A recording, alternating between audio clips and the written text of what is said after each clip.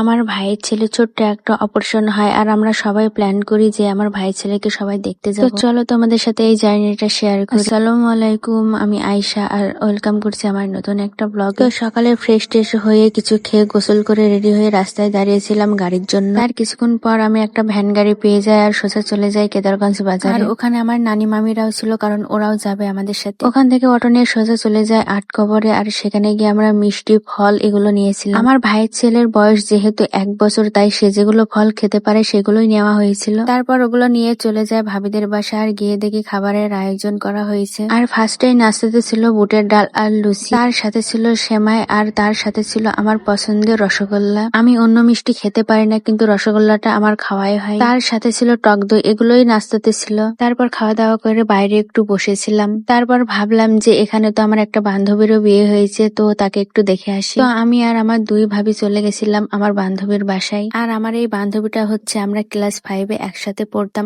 অনেক আগেকার বান্ধবী, অনেকদিন দেখা হয়নি তার সাথে। তো ওদের বাড়ি থেকে এসে অনেক দুপুর হয়ে গেছিল, তো আমরা দুপুরের খাবার নিয়ে বসে গেছিলাম। দুপুরের খাবারে ছিল ফার্স্টে একটা মালিশ দিয়েছিল, আর এই মালিশটা হচ্ছে আলু 2-1টা সবজি মিশিয়ে যে তরকারিটা রান্না হয় আমরা তাকে মালিশ বলে থাকি। এটা দিয়ে খাওয়ার পর তারপরে দিয়েছিল একটা মাছের তরকারি। মাছের পেটিটা অনেক বড় ছিল, আর এই মাছের নামটা আমি সঠিক জানি না, এগুলো হচ্ছে আমার ভাবিদের বিলের মাছ। তারপর মাছ দিয়ে খাওয়া শেষ করে নিয়েছিলাম খাসির মাংস। আর এই দিন প্রচন্ড গরম পড়ছিল, আর কারেন্টের অবস্থা সেটা তো তোমরা জানোই, কারেন্ট এসে 1 ঘন্টাও থাকছিল না। আর দুপুরের খাওয়াটা তেমন শান্তি মতো হয়নি। তারপর কোন রকমের খাওয়া শেষ করে আমি বাইরে চলে আসি। তারপর বাইরে একটু ঘোরাফেরা করছিলাম। ঘোরাফেরা করতে করতে আমাদের গাড়ি চলে এসেছিল, তাই তাড়াতাড়ি রেডি হয়ে বাড়ির দিকে রওনা হই। আর ভাবিদের বাড়ি যাওয়ার পথে এই পার্কটা সামনে বাদে ভেবেছিলাম যে এই পার্কটাই ঘুরবো, কিন্তু হলো না, প্রচন্ড বৃষ্টি হওয়ার কারণে আমরা আর যেতে পারিনি। আর যখনই আমি রাস্তা দিয়ে যাই এই মাঠের দৃশ্যটা আমার অনেক ভালো লাগে, আর এই দিন বৃষ্টি হওয়ার কারণে মাঠটা আরো অনেক সুন্দর লাগছিল।